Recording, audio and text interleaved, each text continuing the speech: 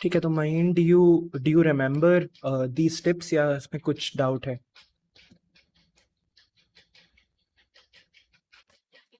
क्योंकि I think we have gone over this.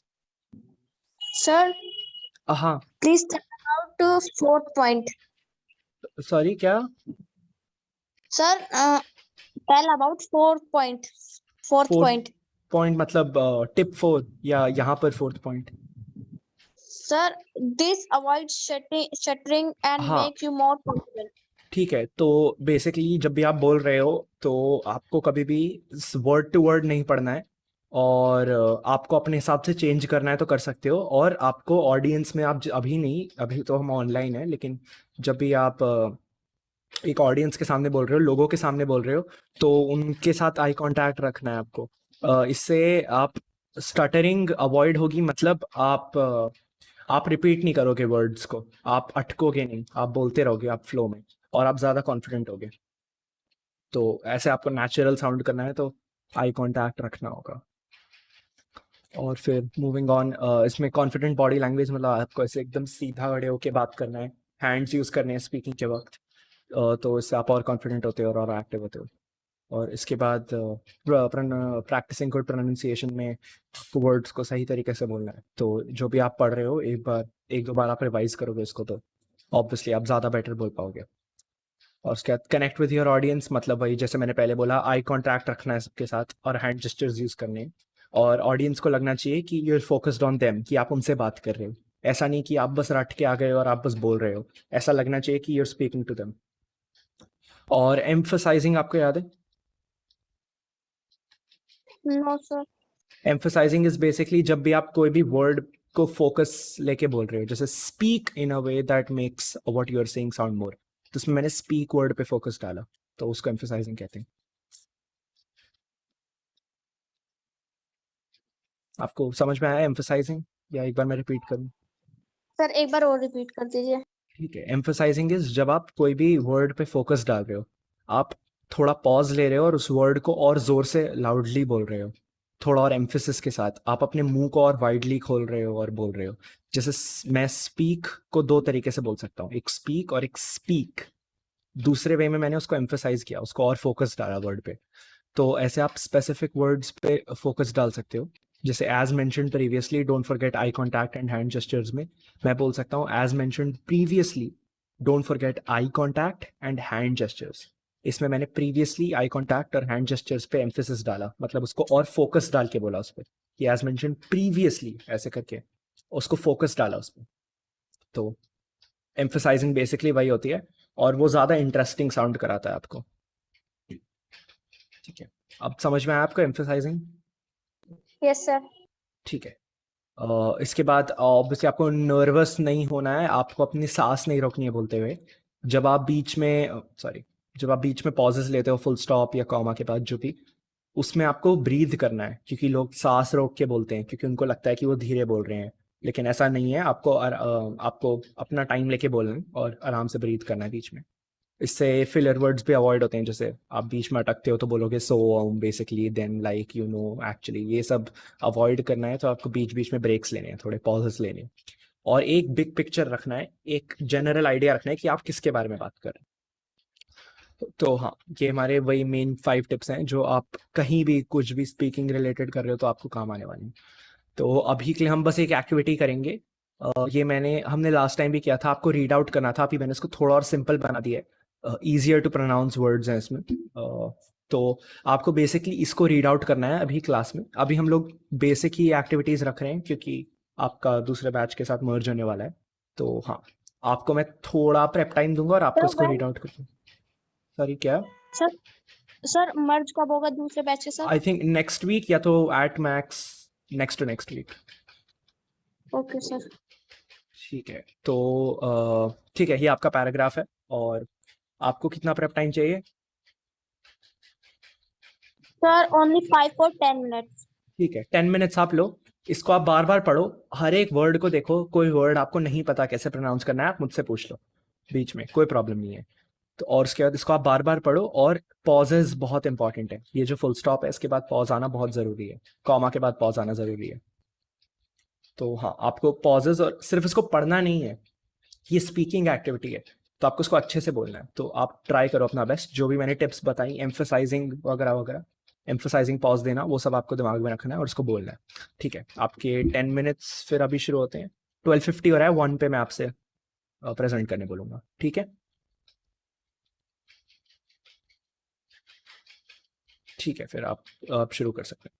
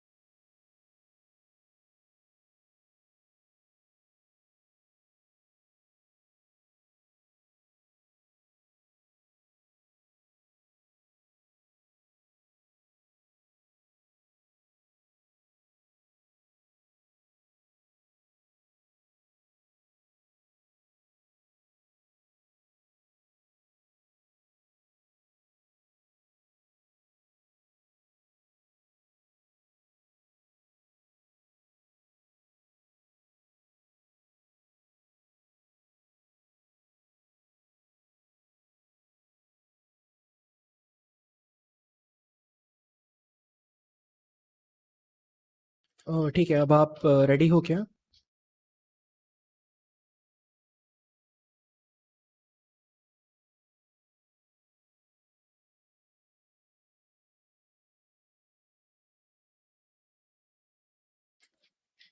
महीना, अब आप रेडी हो? 10 मिनट्स ओवर हो गए, आपको और टाइम चाहिए तो आप बता दो।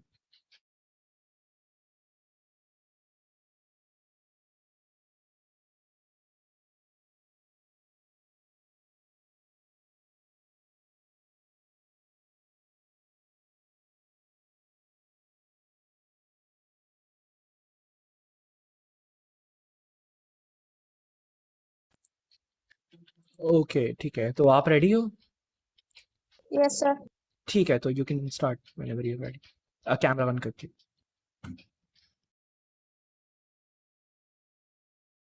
Sorry, sir, but my camera is not open. अच्छा, ठीक है, कोई बात नहीं, आप ऐसे ही कंटिन्यू कर सकते हो माइक ऑन करके। Okay, sir. Climate is the average weather in place over many years. Climate change is a shift in those average conditions. The rapid climate change we are now seeing is caused by humans using oil, gas, and coal for their homes, factories, and transport. When this fossil fuel burn, they release greenhouse gases, mostly carbon dioxide. These gases trap the sun's heat and cause the planet's temperatures to rise. Okay, good job.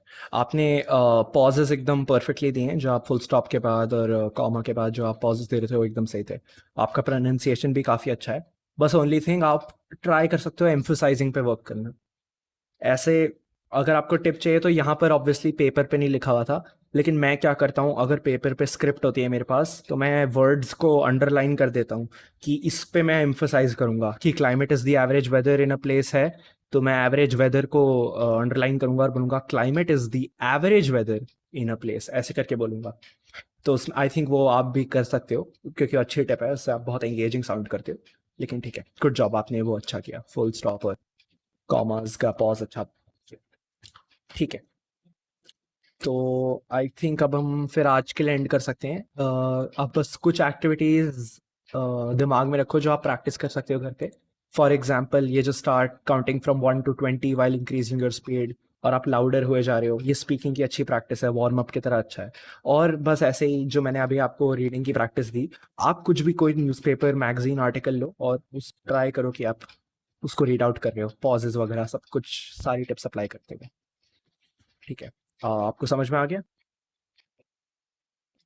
Yes, sir. ठीक है, फिर I think we can end for today फिर।